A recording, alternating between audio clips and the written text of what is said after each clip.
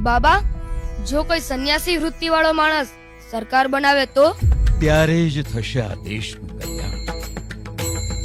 દિલ્હીની ગાદી પર જ્યારે સનાતનને પ્રેમ કરનારો શાસક આવશે ને, ત્યારે મારું રામ મંદિર બનશે.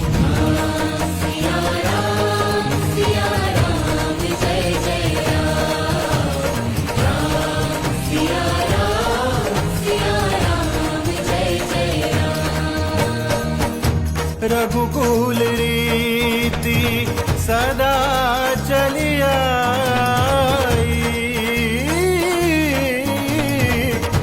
प्राण जाए पर वचन न जाए.